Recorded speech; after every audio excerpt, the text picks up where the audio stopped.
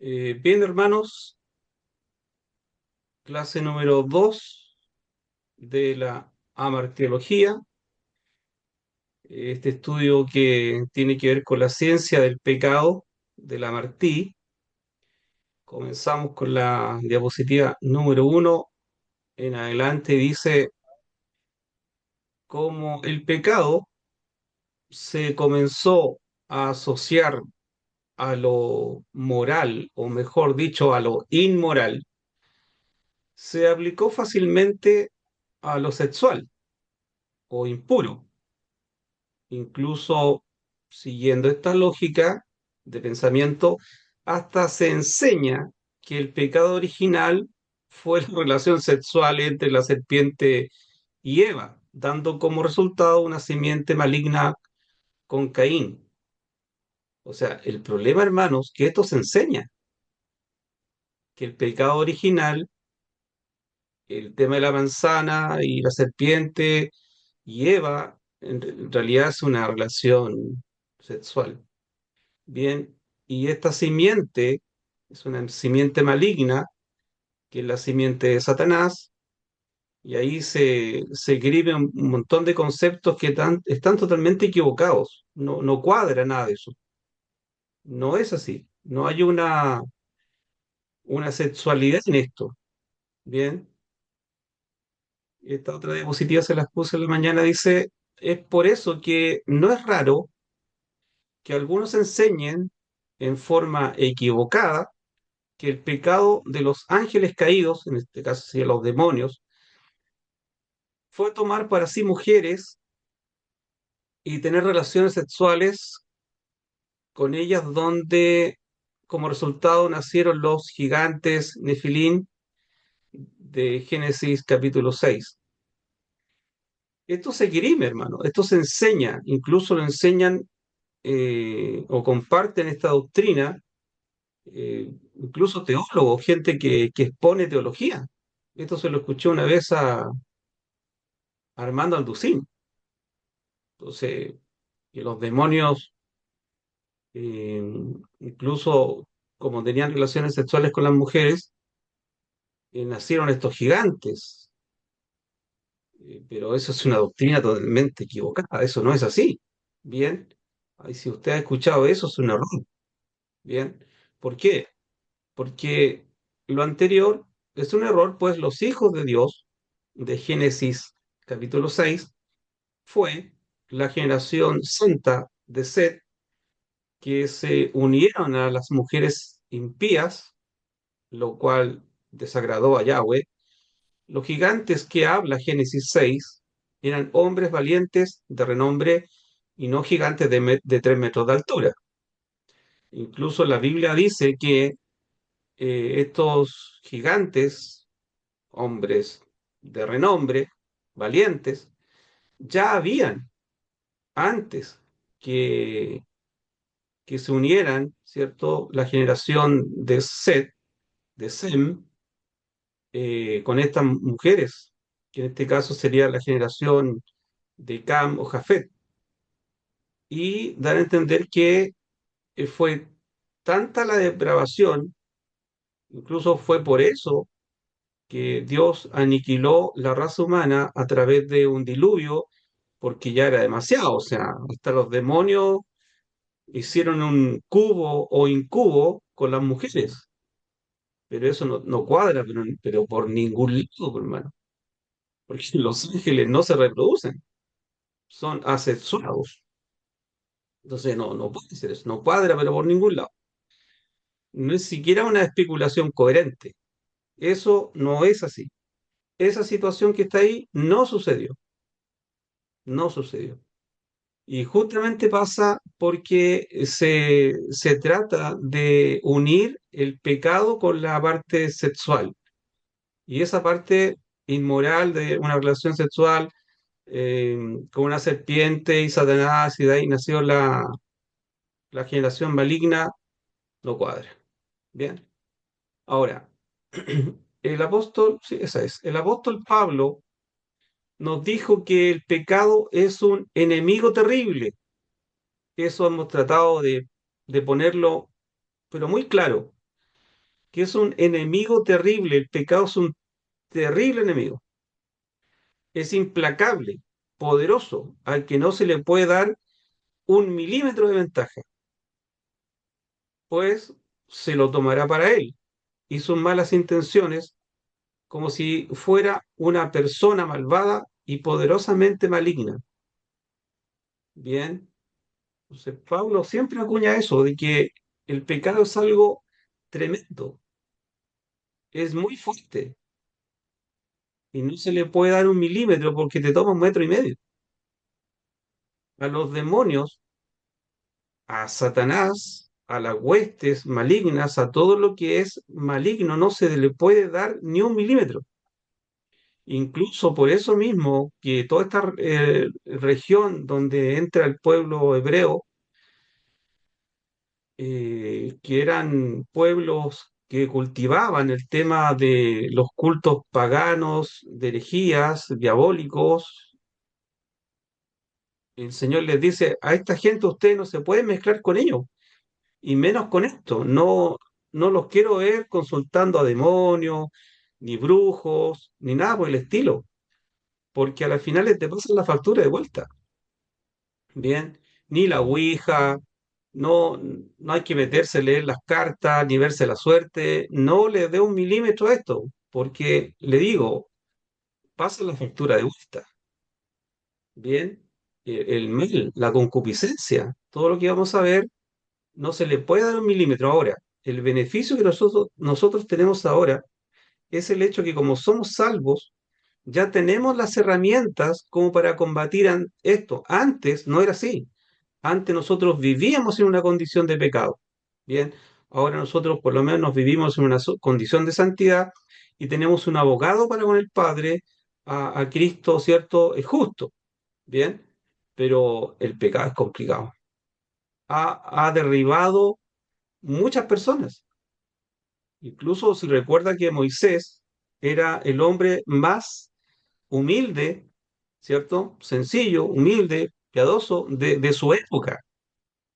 Y mire por qué no entró a la tierra prometida, porque él se ofuscó tanto, lo hicieron tanto airarse que incluso pecó en eso y no glorificó a Dios cuando salió agua de la peña. Por ende, esa Dios no se la dejó pasar. Así de simple. Entonces, el pecado es complicadísimo. Votó, comilla, ¿cierto? Echándole la culpa al pecado quizá un poco también, ¿no? Como decía Pablo, me lleva cautivo a la ley del pecado. Bueno, eh, el pecado llevó cautivo a su ley a Jimmy Swagger. Usted se recuerda, es un caso, pero que ya está timbrado en los anales de la historia. Entonces el pecado es re complicado. No nos puede pillar mal parados. Si nos pilla, nos bota. Entonces, por eso la Biblia nos llama a estar siempre firmes, sujetos a Cristo, en oración, en búsqueda, estar claritos, llenar nuestro corazón con Él y no con otras cosas y así. Entonces, Pablo dice que el pecado lo lleva cautivo, como quien se lleva a un soldado al frente enemigo para mantenerlo prisionero por un tiempo. A eso se refiere Pablo. Me lleva cautivo a la ley del pecado como quien lleva a un soldado prisionero al campo del enemigo.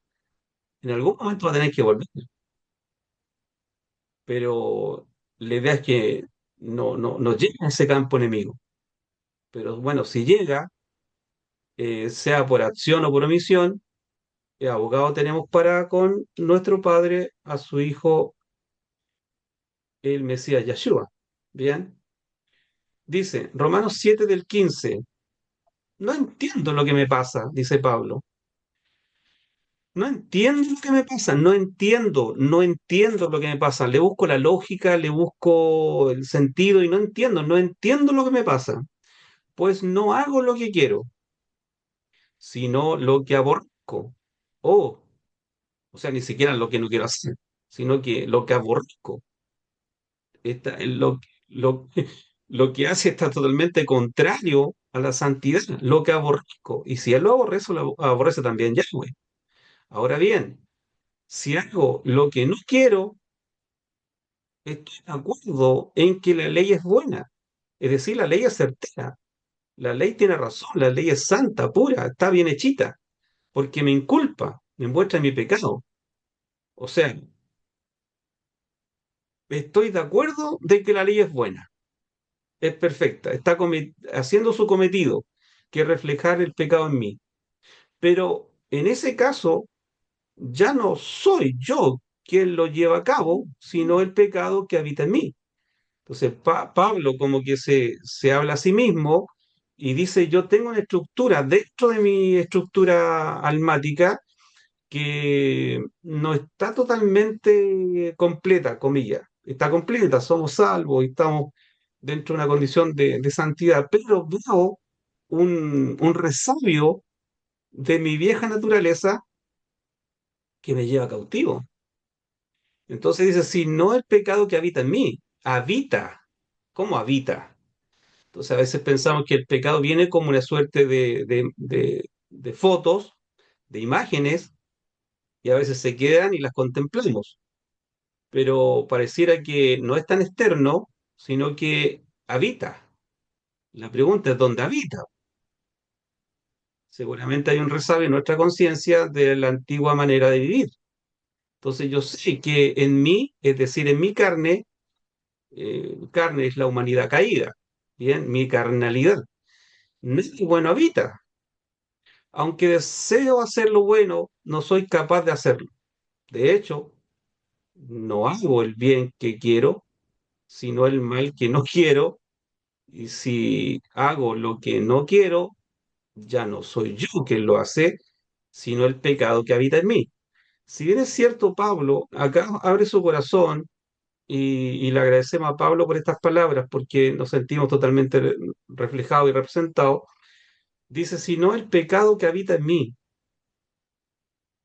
es como que si el mal y el bien vivieran en Pablo, es como si el mal y el bien también vivieran en nosotros.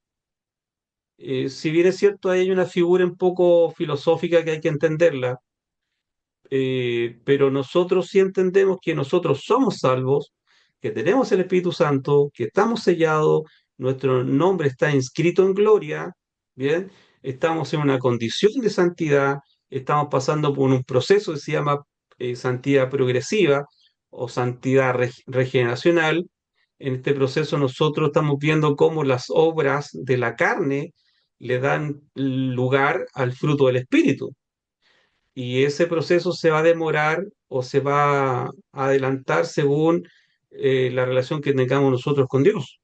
Pero mientras nosotros aún vivamos en esta habitación de carne, vamos a estar en esa batalla constante hasta incluso al momento de nuestra muerte. Por eso que Pablo también a los Gálatas en el capítulo 5 dice que el espíritu batalla también, ¿cierto?, con todo esto para que no hagamos lo que quisiéramos. Bien. Entonces, nosotros debemos tener los conceptos claros en entender que, si bien es cierto, somos libres, pero también somos esclavos y va a depender de quién somos esclavos. Nosotros ya cambiamos de amo y ahora somos siervos de nuestro Dios Yahweh Elohim. Dice, así que descubro esta ley. Dice que es una ley, es algo fuerte, es algo establecido, que cuando quiero hacer el bien, me acompaña el mal. Porque en lo íntimo de mi ser me deleito en la ley de Elohim, pero me doy cuenta de que en los miembros de mi cuerpo hay otra ley, que es la ley del pecado. Esta ley lucha contra lo que considero bueno y me tiene cautivo. Soy un pobre miserable. Y aquí viene la gran pregunta. ¿Quién me librará de este cuerpo sujeto a la muerte? Aquí viene una respuesta o una doxología. Gracias a Elohim, por medio del Mesías Yahshua, nuestro Señor, en conclusión, con la mente yo mismo me someto a la ley de Elohim, pero en mi carne, es decir, mi humanidad caída, está sujeta a la ley del pecado. Bien, entonces, cuando uno peca, porque nosotros pecamos, ¿cierto? Tratamos que no sea consciente, pero si pecamos lo hacemos por nuestra imperfección, no porque seamos pecadores o porque practicamos el pecado, sino que porque pecamos por nuestra naturaleza caída que aún está en nosotros, ¿bien? Y va a estar siempre con nosotros hasta el momento de nuestra muerte. Y es por eso que en Efesios 4, 11, 12, da a entender Pablo también de que Dios puso ministros para perfeccionar a los santos para la obra del ministerio. Entonces, nosotros somos santos, somos salvos, pero somos imperfectos. Y en esa imperfección pecamos. Pero la diferencia está en que a nosotros los salvos nos duele pecar. Nos duele pecar, nos duele pecar. Nos duele ofender a nuestro Dios. Bien, mientras que antes hay personas que mataban, robaban, asaltaban, hacían pero 500.000 cosas y simplemente no les daba nada. Así es simple, no les daba nada. Pero ahora los salvos saben que tenemos el Espíritu Santo y hay una cuestión también ética y moral que debemos cuidar. Entonces a nosotros nos pesa, nos duele muchísimo, hasta incluso hasta lo más mínimo. Nos duele ofender a Dios con nuestras faltas. Entonces dice el pasaje, gracias a Elohim por medio del Mesías Yeshua, nuestro Señor. En conclusión, con la mente yo mismo me someto a la ley de Elohim, pero mi carne está sujeta a la ley del pecado. Grandioso. Gracias, Pablo, por abrirnos tu corazón y compartirnos esto. Y esta ha sido nuestra lucha constante, constante, hermanos, siempre. Y a todos le pasó a David, le pasó a Abraham, le pasó a Isaac, le pasó a Jacob, y así la lista sigue. A todos les pasó. Bien. Cuando Pablo habla de mi carne, se refiere a su naturaleza caída en pecado que reacciona a los estímulos relacionados al pecado que lo asedia, es decir, la concupiscencia carnal, más que su parte física de su ser, como las manos, los pies, los brazos, sino un asedio en su alma. Y aquí es donde se entiende un poco el tema de la carne. La Iglesia Católica Apostólica Romana no supo entender esto y los sacerdotes terminaron latigándose las espaldas, por mano.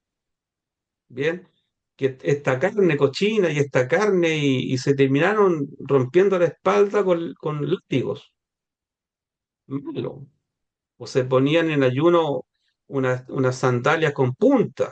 No sé, la idea es martirizar el cuerpo, pero es que Pablo no está hablando de ese cuerpo, está hablando de otra cosa.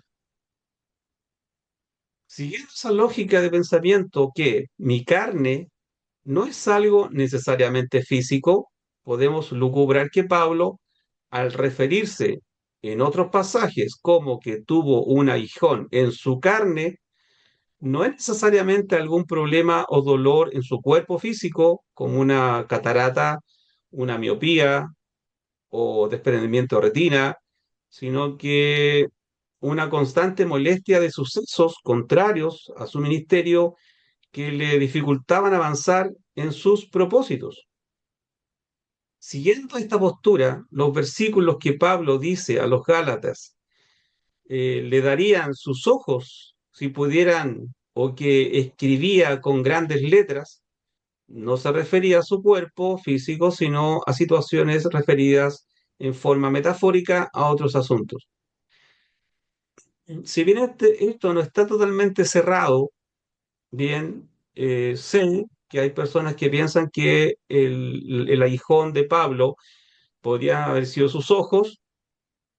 Bien, sí, da como para una discusión teológica, pero por lo menos siguiendo esa lógica de mi carne, que mi carne no es mi cuerpo físico, sino que mi carne es mi carnalidad, mi situación de vida pasada, ¿cierto? Se acercaría más a este concepto que al otro. Pero si alguien escribe el otro, yo personalmente no tengo ningún problema. Bien, ahora, Pablo no dice que es una víctima del pecado, ni que el pecado es el que peca por él. ¿cierto? Porque es re fácil decir, mira, no fui yo, fue el pecado. No, sino que el pecado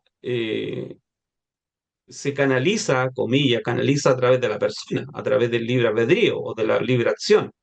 Entonces Pablo no dice que es una víctima del pecado, ni que el pecado es el que peca por él, sino que está consciente de su imperfección que tiene y la poca capacidad de vencer la maldad que aún ve en su estructura de vida, con una alma santificada, pero con resabios del pecado y su vieja naturaleza, que sabe que no puede vencer por sus propias fuerzas. Ese es el problema. Por eso él dice, hace una pregunta, ¿quién me librará de este cuerpo de muerte? Porque él no puede. La pregunta es que si Pablo no podía, dejó la vara bastante alta, porque un hombre que se encuentra en forma directa con Cristo, escucha la voz, una luz lo ciega, 3 días en ayuno, ciego, tiene que aparecer alguien para que le imponga las manos, ¿cierto? Y recupere la vista. Aparte de eso, escucha la voz del maestro, ¿cierto? Del Mesías, del Señor. Él le pregunta algo y él responde, ¿cierto? ¿Qué quieres que haga? ¿Quién eres tú? Yo soy el Cristo, el que tú persigues. O sea, fuerte igual. Y este hombre que sube al cielo, baja del cielo, se le dan cosas inefables a mirar y a saber que no se le permiten comentarlas acá en la tierra.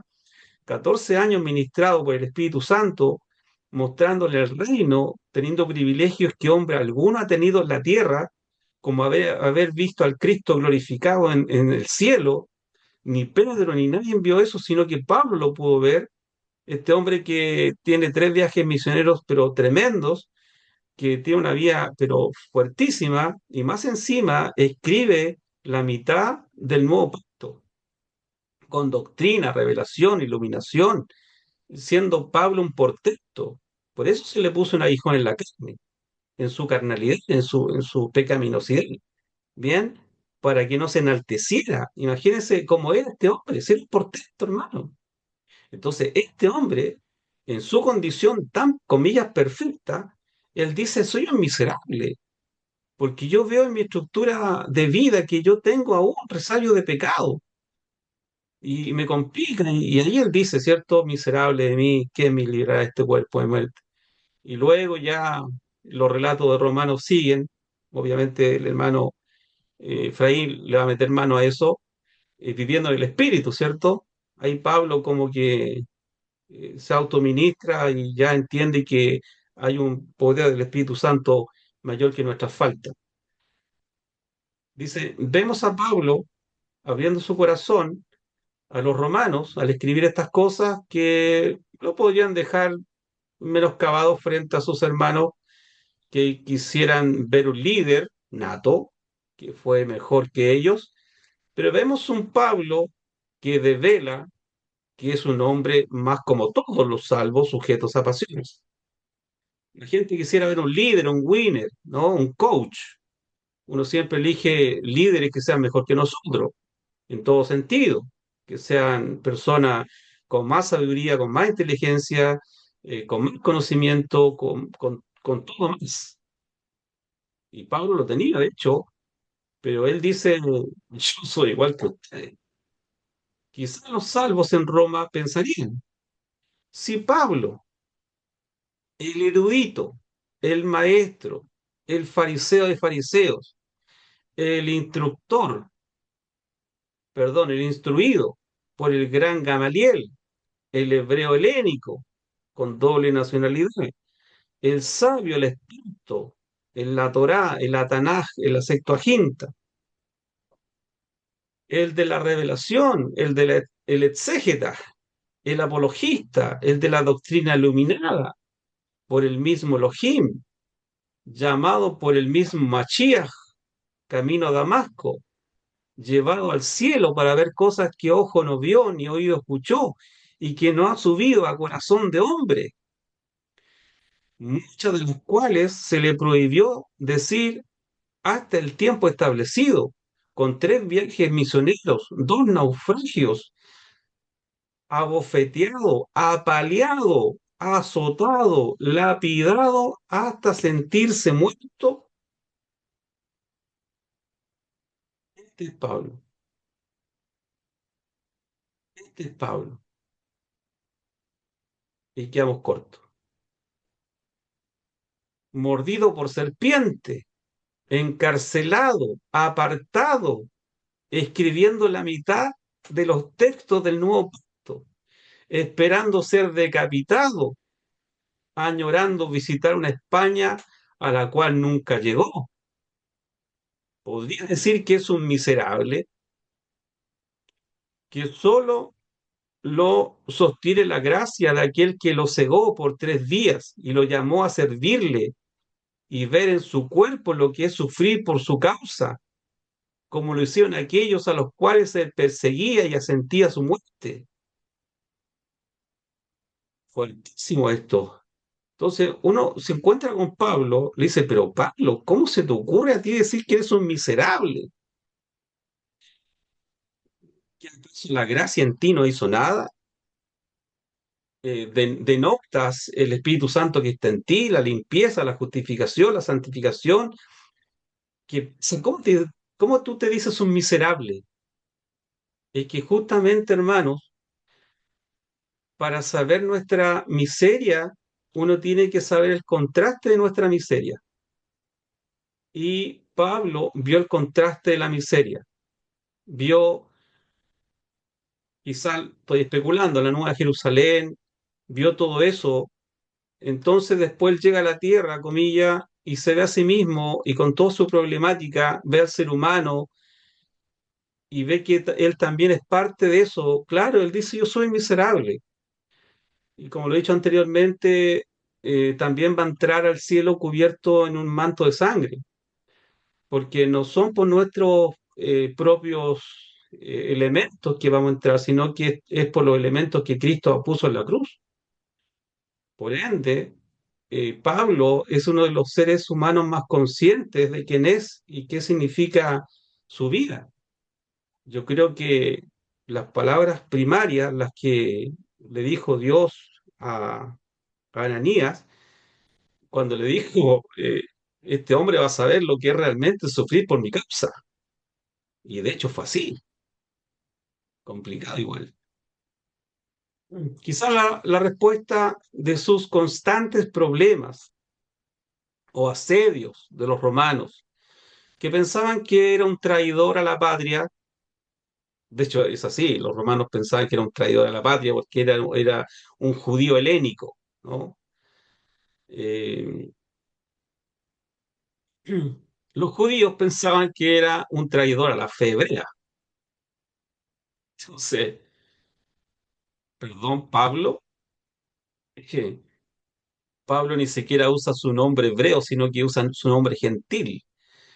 Pablo no escucha a su maestro Gamaliel, que Gamaliel dice, dejen tranquilo a estas personas, porque si no es de Dios van a desaparecer. Y si es de Dios, vamos a estar en contra de Dios. Entonces déjenlos tranquilos y démosle un poco de tiempo.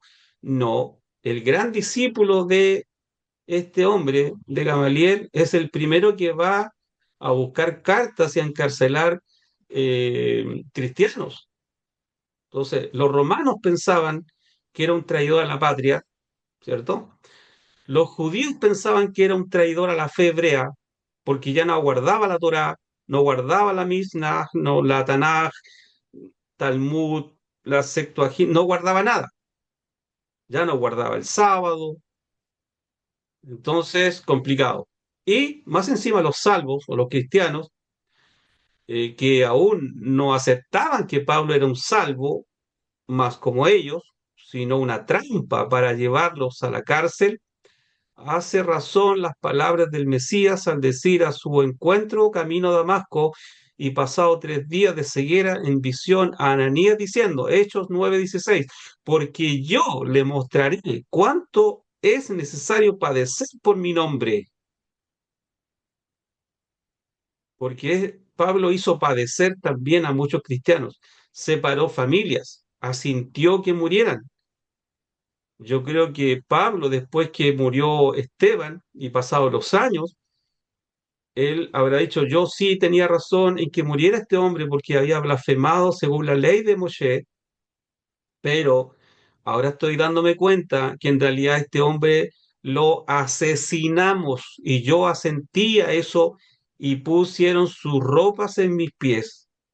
Entonces, Pablo, ahí es donde él escribe la frase, yo me siento deudor de la iglesia. A mí me daría vergüenza que ustedes me ofrezcan un plato de comida, porque yo los perseguí, yo hice que murieran sus madres, sus hijos, sus hermanos, sus esposos. Entonces, este hombre queda desterrado en la tierra.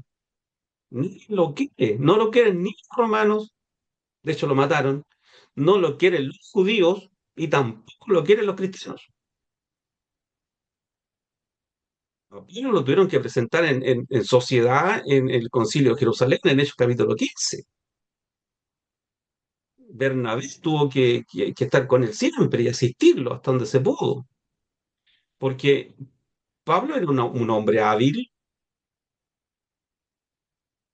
perfectamente, él podía estar engañando a los cristianos diciendo que él era salvo, que se encontró no sé con quién, camino no sé dónde, y los dejen entrar en la casa y está conversando con ella y aparecen 20 romanos. Entonces, nadie confía tanto en Pablo. Por ende, la vida de Pablo fue re complicada. Ahí es donde uno entiende que Pablo está solo. No solo se siente solo, Pablo está solo. Y por eso también que alaba tanto a los hermanos que participaron con él en las prisiones. Al final de Romano entrega una lista dándole agradecimientos a todos, a todos los que le pudieron escuchar su enseñanza y los que le colaboraron. A Tercio, el que le escribe la carta al Romano, las mujeres que podían asistirlo. No, fue tremendo esto. Entonces, la carne se refiere a la naturaleza humana caída, egoísta y pecaminosa, que se opone a Yahweh, más que al cuerpo físico. Representa la tendencia humana hacia el pecado, representa la tendencia humana hacia el pecado, la debilidad moral y la gratificación de deseos egoístas, contrapuesta a la vida guiada por el Espíritu Santo. Eso hace el pecado es egoísta, el pecado es egocéntrico, el pecado te cobra, como digo, cobra la factura, la maldad no van a zafar tan fácil. Mientras más estés metido en el pecado, en la inmundicia, es más difícil ser salvo. A todos estos brujos les es difícil ser salvos. Gente que lee las cartas, la cartomancia, les cuesta ser salvos. No es fácil para ellos ser salvos. Pero la Biblia dice que donde abunda el pecado, abunda la gracia. Entonces, con más ahínco, el Espíritu Santo, esta gente las busca. Porque, hermanos, el pecado, la transgresión, la rebelión, es complicadísimo. Por eso se necesita un milagro, el milagro de la salvación. Porque la concupiscencia desde el ser humano es algo terrible. La salvación tiene que venir de un elemento externo, así como el pecado, la transgresión, viene de un elemento externo, como es el engaño, ¿cierto? También la salvación tiene que venir de un elemento externo, ¿bien? Como la tentación a Eva, se entiende que viene de un elemento externo. Pues bien, la salvación tiene también que venir por un elemento externo, que no es de plano, sino que es netamente del Espíritu Santo. Romanos 8:5 dice, porque los que se identifican con la vieja naturaleza solo ponen su mente en las cosas de la vieja naturaleza.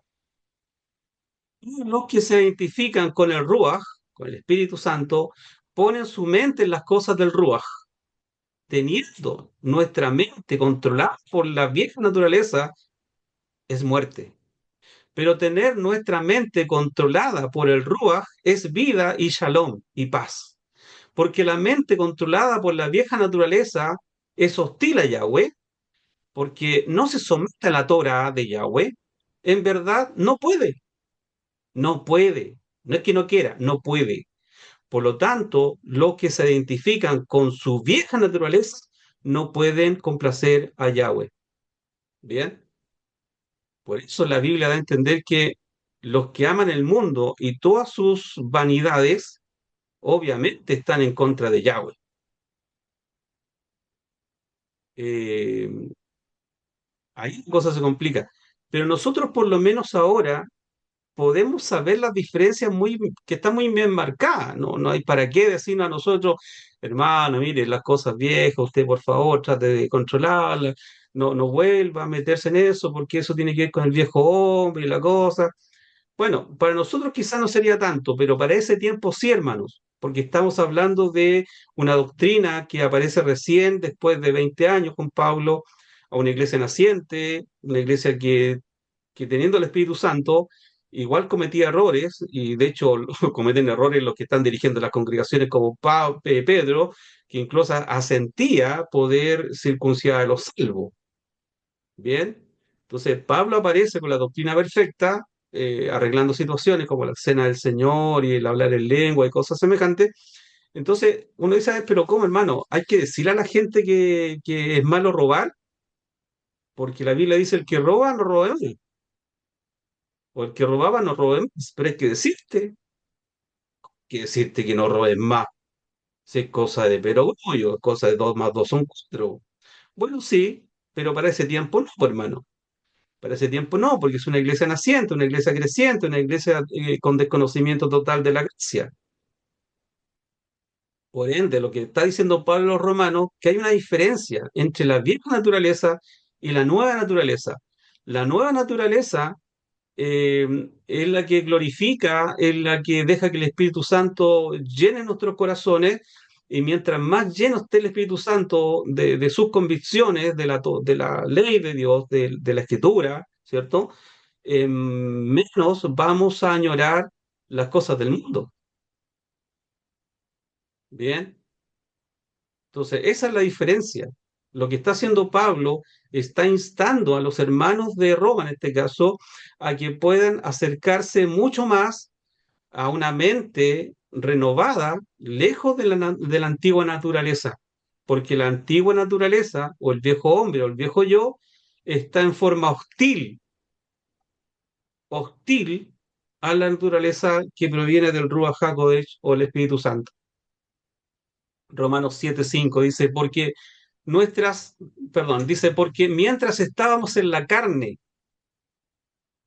y aquí donde uno se para un poco y dice, perdón, no estará mal traducido esto. Oiga, no estará mal transliterado. ¿Quién hizo la traducción de esto? Porque dice, porque mientras estábamos en la carne, es decir, en nuestra carnalidad, mientras estábamos en la carne, dice, porque mientras estábamos en la carne, las pasiones pecaminosas que eran por la ley obraban en nuestros miembros, llevando fruto para muerte, pero ahora estamos libres de la ley. Bien, entonces arriba Pablo hace una coincidencia, hace un símil, ¿cierto? Con la ley de la muerte en la carne.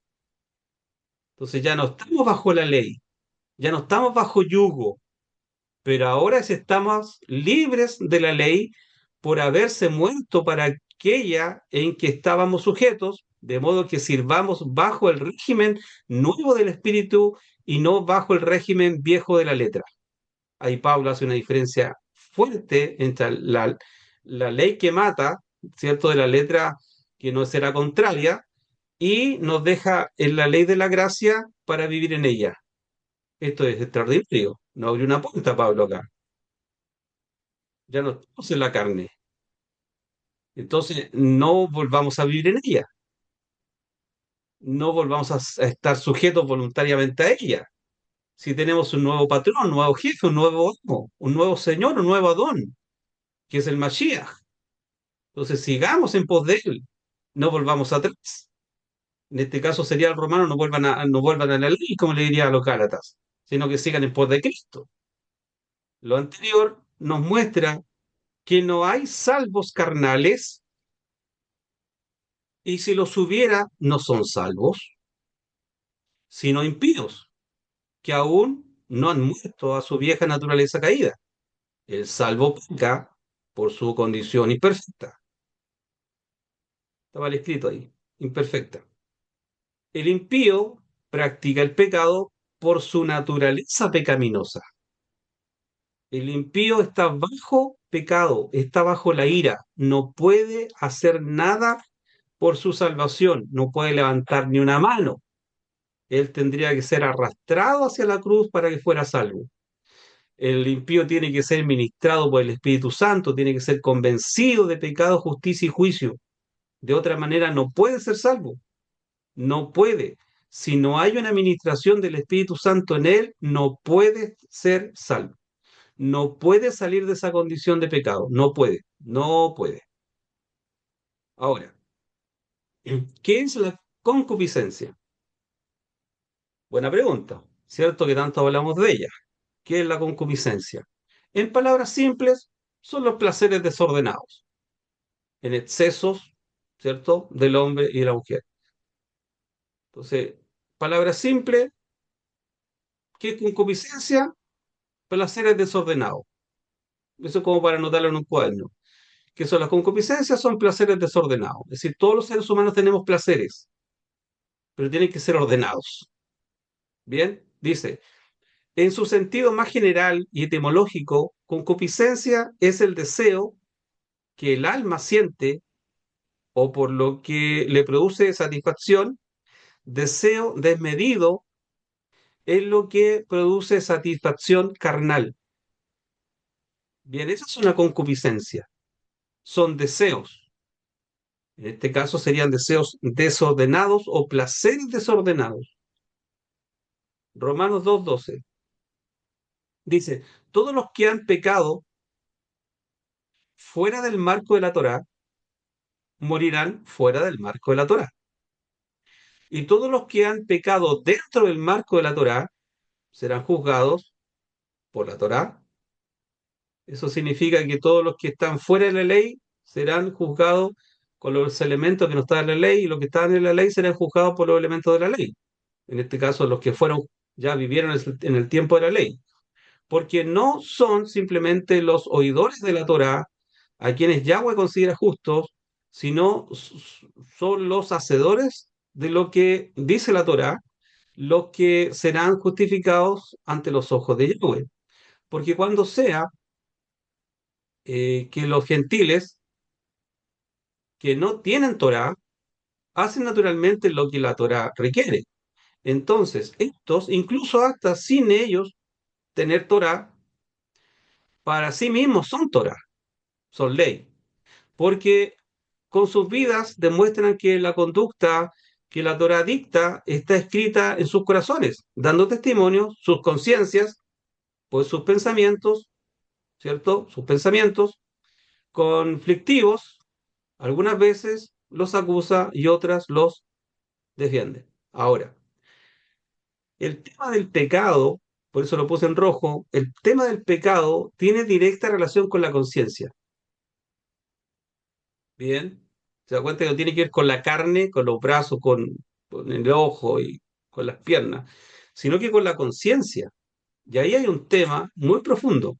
Mire, concupiscencia significa literalmente un deseo intenso que arrastra. Esa es la concupiscencia, que arrastra, que te lleva cautivo, te tironea la solapa. Bien, Pablo sentía que era arrastrado por el pecado y llevado a un terreno que no es la santidad. De hecho, lo sacaba de ella. Bien, por ende el salvo no pierde su salvación, pero sí pierde su santidad. Bien, ese es el punto. Es arrastrado. En algún momento va a tener que volver. porque el Espíritu Santo lo va a redarguir y se va a contristar en su alma y va a volver al centro, va a volver a Cristo, por decirlo así, pero va a ser llevado bajo su concupiscencia.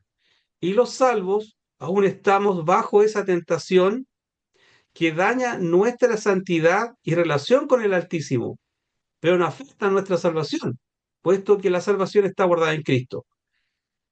Sí, no afecta a nuestra salvación, pero sí afecta a nuestra santidad, ¿ya? Y nosotros vamos a tener que hacernos cargo de los resultados de esos errores o de esos pecados, sí o sí. ¿Le pasó al rey David? Sí o sí. Ahora, dice, el salvo peca por su imperfección, pero no practica el pecado. Esa es la gran diferencia. Ahora, si hay alguien dentro de la congregación que practica el pecado, esa persona no es salva, punto, sacar el tema. Y esa es la gran diferencia entre el impío, pues al salvo le duele pecar y ofender a su Señor con esta falta. Muchos piensan que el salvo, por saberse salvo, tiene una visa para pecar. El salvo no piensa así. Al contrario, el salvo vive para agradar a su Señor. Y dígame que no es cierto, que nos duele pecar. No quisiéramos pecar, pero en lo más mínimo. Y cuando algo sucede, nos sentimos mal, se nos cae el semblante, ya no somos los mismos. Bien. Según lo anterior, los salvos aún somos pecadores. No, los pecadores son los que practican el pecado. Eso, la práctica es puntual esto acá. La diferencia entre un salvo y un no salvo es que el no salvo practica el pecado. El salvo peca igual, pero no practica el pecado. Y le duele cuando peca. El salvo no practica el pecado. Y si alguno lo practica, no es salvo, ni parte de la iglesia. Será parte de la congregación, pero no parte de la iglesia. Si no, sería solo un impío siendo parte de una congregación local, que aún no ha nacido en el Espíritu Santo como nueva criatura. ¿Qué les pareció? Esa fue la clase de hoy día. Espero que les pueda bendecir, ¿cierto? Y ya la próxima semana estaríamos como en la clase número 3. Muchísimas gracias. Bendiciones.